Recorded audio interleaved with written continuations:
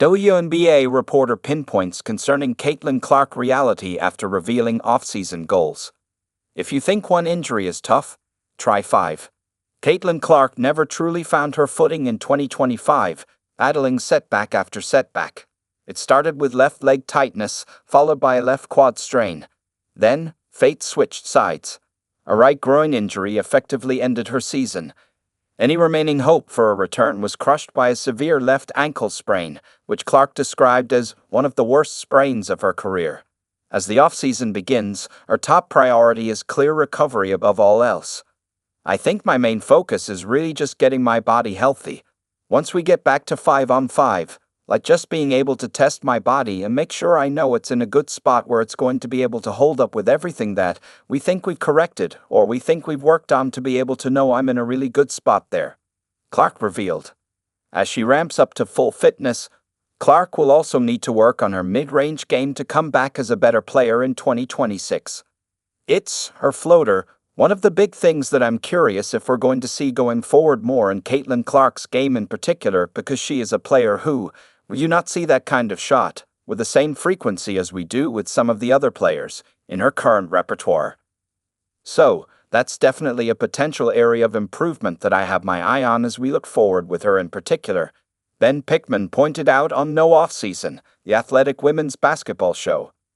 Caitlin Clark's lack of a midi dates back to her days in Iowa and Lisa Bluder's philosophy of 3 and key.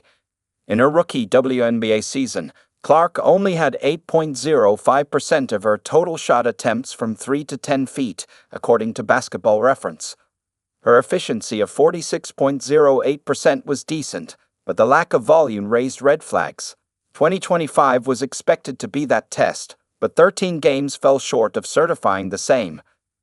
"The biggest thing on the court is just that mid-range area," Clark said in April. "I got pretty uncomfortable in there when I would get in there. I didn't really have any floater. I didn't like taking a mid-range jump shot, so just getting more comfortable when I get my feet kind of into the paint.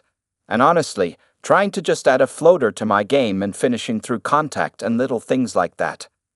In the 13 games she played, her mid-range volume dropped to 7.84% with an efficiency at 48%. There is an uptick in the efficiency, but she only shot 25 shots from that range, which boosts that number. In college or even in her rookie year, Clark did not need that mid-range floater much, but the rest of the league is slowly but surely making it their bread and butter. This year, shots taken in the 3 to 10-foot range in the WNBA for Basketball Reference were up around 6% this year over year, and that's the biggest jump that we have seen in some time, kind of excluding 2019 and 2020, which had this very weird anomalous bubble season. And it is up almost 10% from a decade ago, Pickman said. "This is a sign that the perimeter defense is improving." The average three-point percentage across the league has largely remained the same over the last 2 seasons, 33.5% in 2024, 33.6% in 2025. And the mid-range is the need of the hour to adapt to the changing tactics. Caitlin Clark will be needed to add the floater or some form of mid-range game to add variety. Beyond just her shot-making, Caitlin Clark's game will also change in other ways next season. Is Caitlin Clark headed off the ball in 2026? In 2024, Clark had a usage rate of 26.2%, which was the most on the team and among the top 10 in the league, a reflection of how Clark played the best when she had the ball in her hands. That nature had led Clark to become the premier creator, breaking the WNBA assist record with 334 assists. In 2025, injuries forced Stephanie White to use Caitlin Clark differently when she was fit. "I like the ability to have 2 primary on the floor being able to give the opponent different looks," White said in early July. "Quite frankly, for C, especially not having to have her play under duress 94 feet, we'll continue to work on that."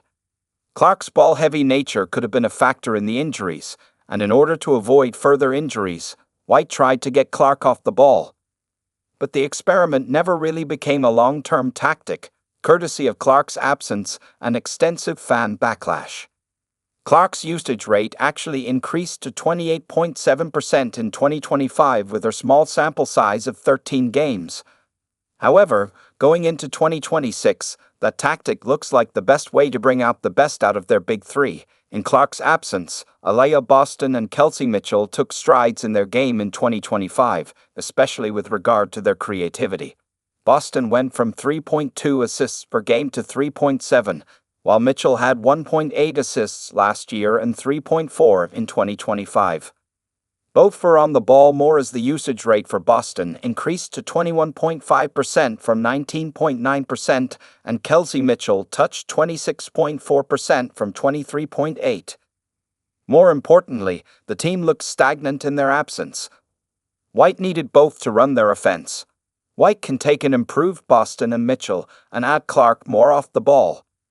Clark desperately needs some help to create her shots, as she made 72.2% of her field goals unassisted. Granted, that was the way Clark and the Fever operated then, but she is being given too much responsibility, taking a toll on her body. If White manages to perfect this tactic, then she can maximize the abilities of all three, taking Fever to potentially be a championship-caliber team.